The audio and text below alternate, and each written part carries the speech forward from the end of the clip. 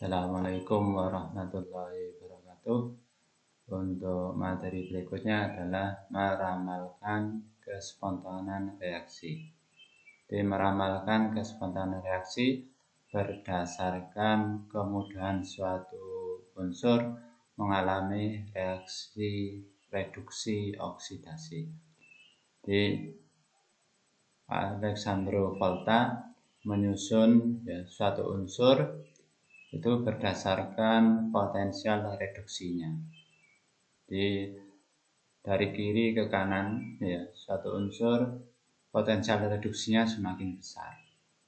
Dari kiri ke kanan semakin besar, berarti semakin mudah mengalami reaksi reduksi. Berarti unsur yang berada di sebelah kanannya lebih mudah mengalami reaksi reduksi. Berarti yang di sebelah kiri berarti lebih mudah mengalami reaksi oksidasi. Jadi ini bisa digunakan untuk meramalkan reaksi itu berlangsung atau tidak berlangsung. Contohnya misalnya ini, perkirakan reaksi berikut dapat berlangsung atau tidak. Yang pertama, Zn plus Sn2 plus menghasilkan Zn2 plus Sn. Kalau kita lihat Zn berada di sebelah kiri Sn. Zn di sini sedang Sn di kanannya. Berarti Zn lebih mudah mengalami reaksi oksidasi. Sedangkan Sn5 lebih mudah mengalami reaksi reduksi. Dilihat dari reaksinya Zn menjadi Zn2+. Berarti mengalami reaksi oksidasi. Sn2+ menjadi Sn lebih mudah mengalami reaksi reduksi. Sehingga reaksi ini dapat berlangsung. Di Zn menjadi Zn2+, berarti reaksi oksidasi. Sn2+ menjadi Sn, berarti mengalami reaksi reduksi.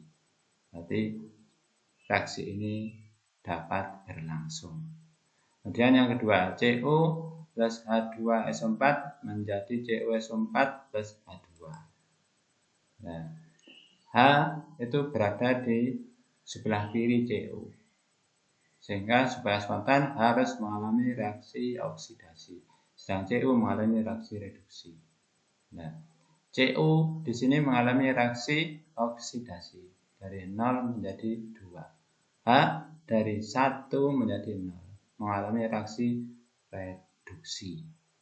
Padahal H dalam deret Volta berada di sebelah kiri. Lebih mudah mengalami reaksi oksidasi. Padahal dalam soalnya ini H mengalami reaksi reduksi. Sehingga reaksi ini tidak dapat berlangsung. Artinya tidak dapat berlangsung itu berarti potensial selnya bernilai negatif. Jadi kita dapat meramalkan suatu reaksi berlangsung atau tidak itu berdasarkan deret Volta itu.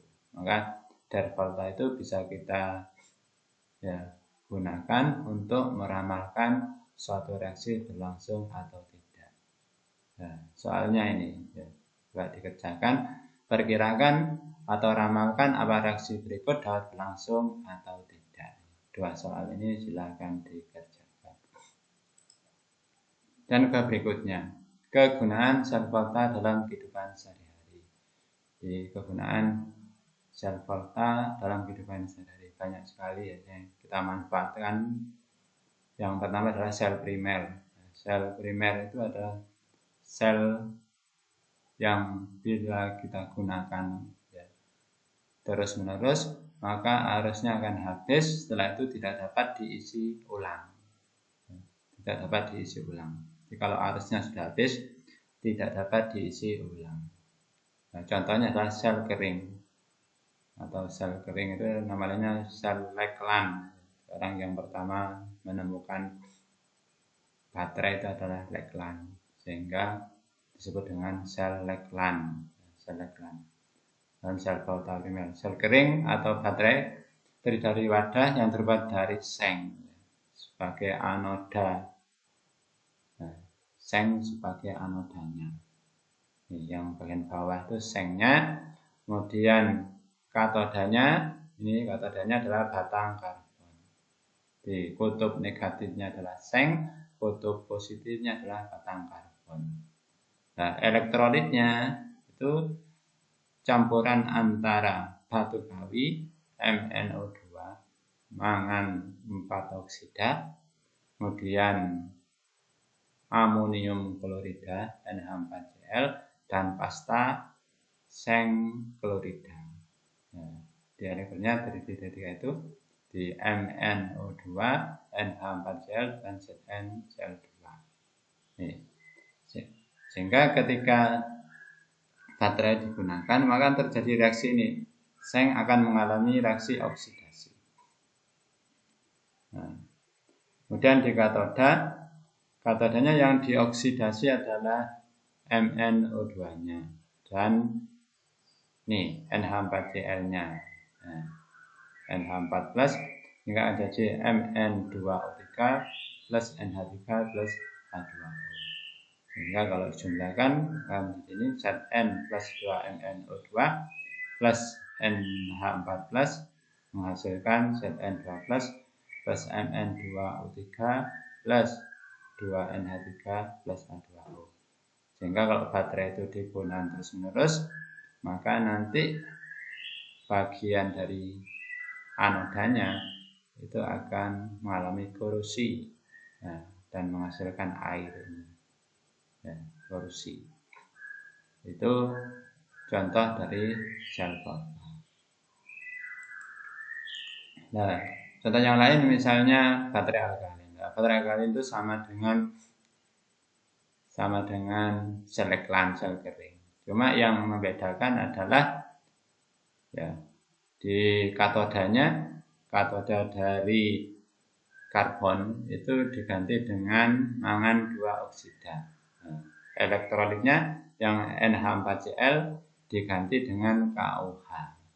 Nah, di cara kerjanya hampir sama, cuma katodanya ya yang karbon diganti dengan MnO2, elektrolitnya NH4Cl diganti dengan KOH.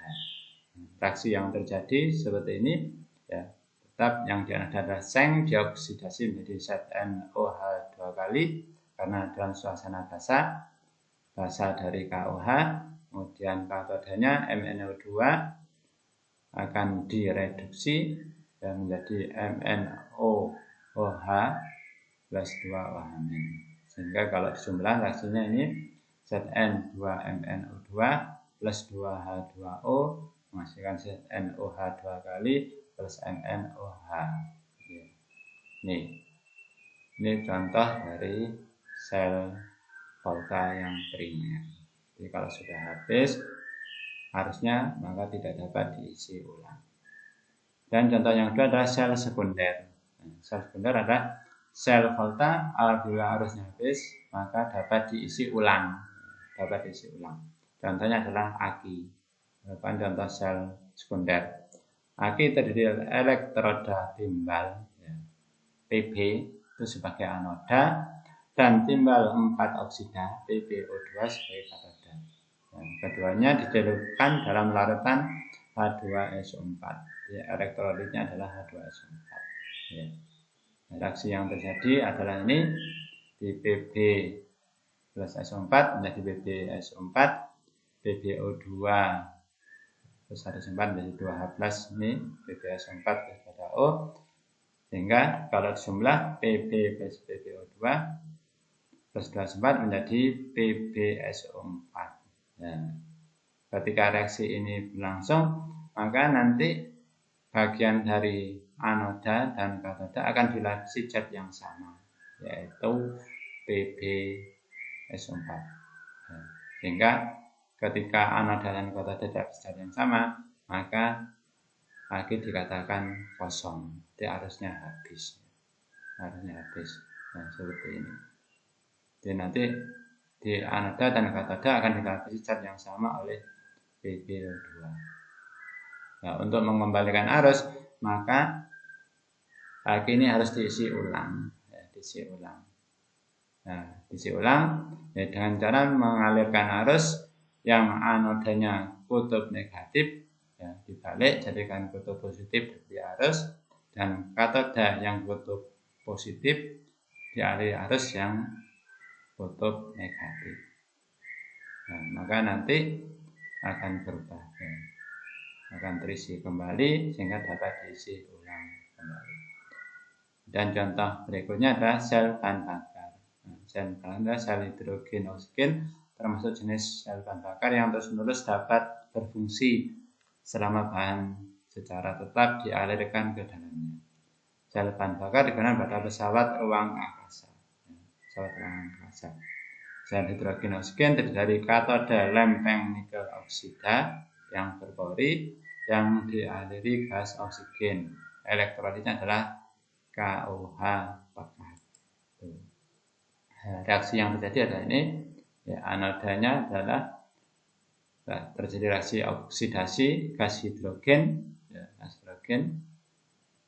Ya, kemudian katodanya terjadi reaksi reduksi dari gas oksigen, sehingga reaksi akhirnya adalah ini, H2 plus O2 menjadi 2H2. Nah, ini gambaran dari sel bahan bakar. Nah, itu ya kegunaan dari sel volta dalam kehidupan sehari-hari.